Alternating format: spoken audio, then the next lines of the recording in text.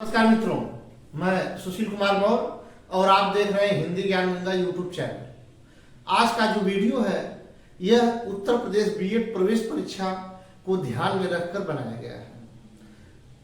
Uttar Pradesh BEd प्रवेश परीक्षा के अंतर्गत जो हिंदी का पाठ्यक्रम है उसके अंतर्गत आज हम अनेक शब्दों के लिए एक शब्द पढ़ेंगे। अनेक शब्दों के लिए एक शब्द से हमारा तात्पर्य जो छोटे छोटे 2, 3, 4 शब्दों को मिलाकर हम एक ऐसे शब्द को बताएंगे जिससे आप कम शब्दों में अपनी बात कह सकें।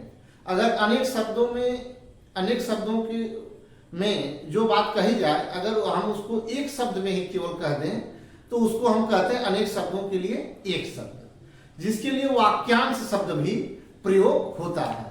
आइए उदाहरण द्वारा हम समझाते हैं। जैसे महात्मा एक शब्द है, महान आत्मा वाला, जो महान आत्मा वाला व्यक्ति है उसको हम कहते हैं एक शब्द में महात्मा।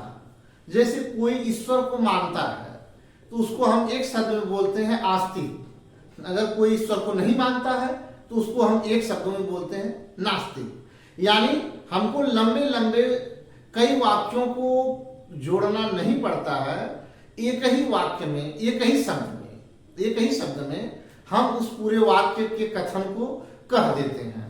अगर कई शब्दों के कथन को हम एक शब्द में कह दें तो ऐसे शब्द को हम कहते हैं अनेक शब्दों के लिए एक शब्द। हिंदी भाषा की यह एक बहुत बड़ी खासियत है। तो हम परीक्षा को दृष्टि में रखकर चूंकि बता रहे हैं तो आप लोग समझिए कि आज जितने हम अनेक शब्दों के लिए एक शब्द बताएंगे, अगर इतना आपने पूरी वीडियो को देख लिया, समझ लिया, तो यह समझ जाइए कि जो भी परीक्षा है जिसमें अनेक शब्दों के लिए एक शब्द आ रहा है तो आप अवश्य उसको हल कर लेंगे। तो आइए हम इसकी शुरुआत करते हैं। बीच बीच में जो श्यामपट पर नहीं भी लिखा है उसको भी हम बताते रहेंगे जो महत्वपूर्ण है, और जो बताएंगे वह परीक्षा में या तो पूछ चुका है या तो परीक्षा में पूछेगा।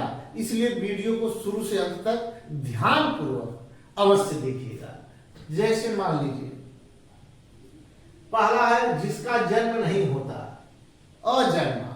जिसका जन्म नहीं होता है उसे अजन्मा कहते हैं। जिसका जन्म नहीं होता है, ये कई शब्द हैं, अनेक शब्द हैं, उसके लिए एक शब्द है अजन्मा। इस प्रकार ऐसे ही आप लोग समझिएगा। जिसे गिना न जा सके, अगणित उसको कहते हैं। अब जिसे गिना जा सके वह गणित हो गया। गणित का मतलब ही होता है जहां तक हम गणना कर सकें। अब देखिए, जो कुछ भी नहीं जानता हो उसे अज्ञ कहते हैं, और जो सब कुछ जानता हो उसे सर्वज्ञ कहते हैं। भले ही हमने नहीं लिखा है, लेकिन हमने बताया कि बीच बीच में अनेक शब्दों के लिए एक शब्द हम आपको बताएंगे जो आपको महत्वपूर्ण है। जैसे जो सब कुछ जानता है वह सर्वज्ञ है। जो इंद्रियों से परे हो, अगोचर, यानी इंद्रियों की पहुंच जहां तक नहीं होती है, इंद्रियों की पहुंच से पार को हम अगोचर कहते हैं, परे हो। जिसकी कोई उपमा न हो, अनुपम। अनुपम का मतलब ये होता है जिसकी कोई उपमा न हो, अनुपम। और जिसकी तुलना न की जा सके उसे अतुलनीय कहते हैं। जिसकी तुलना किसी से न की जा सके उसे अतुलनीय कहते हैं। जैसा पहले कभी न हुआ हो, अभूतपूर्व। मतलब कोई ऐसा कार्य जो पहले हुआ ही नहीं हो उसे अभूतपूर्व कहते हैं। बहुत कम खर्च करने वाला, मितव्ययी। जो बहुत कम खर्च करता है उसे हम मितव्ययी कहते हैं। आप लोग कंजूस भी कहते हैं। और जो बहुत खर्च करता है, फालतू का खर्च करता है, उसे अपव्ययी कहते हैं। अब दोपहर के बाद का समय अपराह्न, दोपहर के बाद का समय अपराह्न, और लेकिन दोपहर के पहले का समय पूर्वाह्न।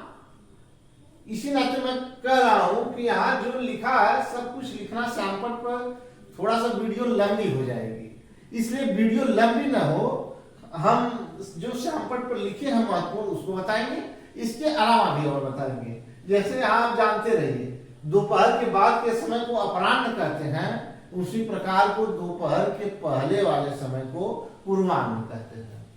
देहरी पर रंगों से बनाई गई चित्रकारी, आपके दरवाजे के सामने, द्वार के सामने जो चित्रकारी बनाई जाती है उसको अल्पना बोलते हैं, उसे अल्पना बोलते हैं। पैर से मस्तक तक आपाद मस्तक, पैर से मस्तक तक आपाद मस्तक। अब जो तुरंत कविता बना सके, आंसू कवि। आंसू कवि उसे कहते हैं जो कोई भी विषय उसको दे दिया जाए उस पर वह तुरंत कविता बना सकता है। अब यहां से आप पढ़े, पैर से मस्तक तक आपाद मस्तक, और जो तुरंत कविता बना सके आंसू कवि। नीले रंग का कमल इंदिवर, सफेद रंग का कमल पुंडरी, और लाल रंग का कमल कोकनट। कमल एक ही कमल है, लेकिन अगर इसके रंग अलग अलग हैं तो उसके नाम भी अलग अलग हैं। ये बहुत महत्वपूर्ण है, इसको आप जानिए। जैसे अगर कमल नीले रंग का है तो उसको इंदिवर कहते हैं, अगर कमल वही सफेद रंग का है तो उसे पुंडरी कहते हैं, और वही कमल अगर लाल रंग का है तो उसे कोकनद कहते हैं, कोकनद। ध्यान दीजिए। हाथी का बच्चा कलप, हाथी का बच्चा कलप। गद्य पद्य मिश्रित रचना चंपू। जिस काव्य में गद्य और पद्य दोनों मिलाकर रचना की जाए उस काव्य को हम चंपू काव्य कहते हैं। तो चंपू हो गया एक शब्द के लिए। जीवित रहने की इच्छा जिजीविषा, जीवित रहने की इच्छा को जिजीविषा कहते हैं।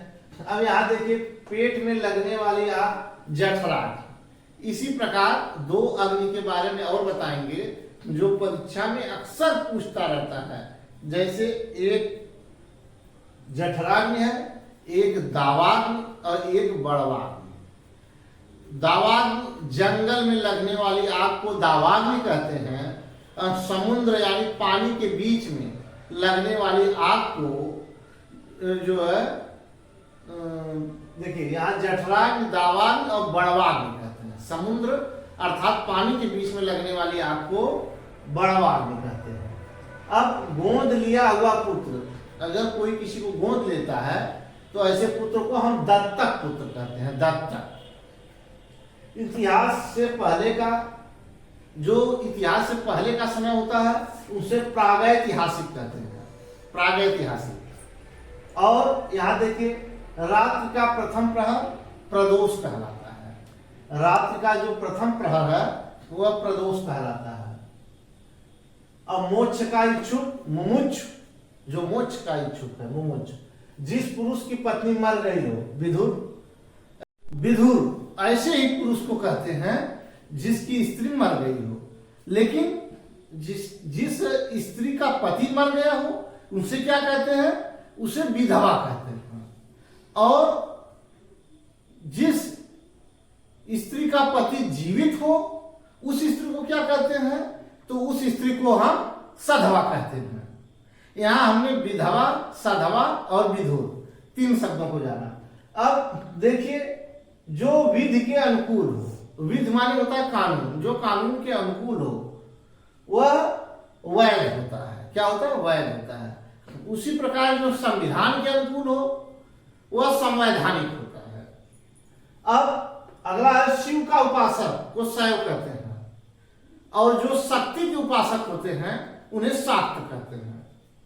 जो सदा से चला आ रहा हो उसे सनातन कहते हैं। सनातन का अर्थ ही होता है पुरातन, पुराना, जो सदियों से चला आ रहा हो वह सनातन है। जिसने मुकदमा दायर किया है उसे वादी कहते हैं, और जिसके विरुद्ध मुकदमा दायर किया है उसे प्रतिवादी कहते हैं। ये भी जानते रहिए, परीक्षा में दोनों पूछ चुका है। अब संध्या और रात के बीच की बेला, संध्या और रात के जो बीच है उसके समय को क्या कहते हैं, उसके समय को हम गोधूली बेला कहते हैं, गोधूली बेला कहते हैं। अब सीमा शुल्क, सीमा शुल्क की चोरी करने वाला क्या कहलाता है, तस्कर कहलाता है, तस्कर। जैसे चंदन की तस्कर जो है वीरप्पन करता था, चंदन तस्कर वीरप्पन। तो अगर हम सीमा शुल्क न देकर किसी सामान को हम लावें तो उसे जो है तस्कर बोलते हैं। अब जो मृत्यु के निकट हो उसे मरणासन बोलते हैं। इसी प्रकार अपने आप उत्पन्न होने वाला स्वयंभू, स्वयंभू का अर्थ ही होता है जो स्वयं उत्पन्न हो जाए, अपने आप उत्पन्न हो जाए। यज्ञ में आहुति देने वाला, जो यज्ञ में आहुति देता है उसे हम होता कहते हैं, होता। जो देखा न जा सके अलक्ष्य। इसी प्रकार आज हमने अनेक शब्दों के लिए एक शब्द जाना।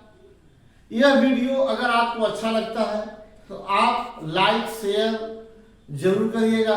अगर हमारे चैनल पर आप नए हैं तो चैनल को सब्सक्राइब अवश्य करिएगा। मिलते हैं इसी प्रकार अगले वीडियो में। नमस्कार, धन्यवाद।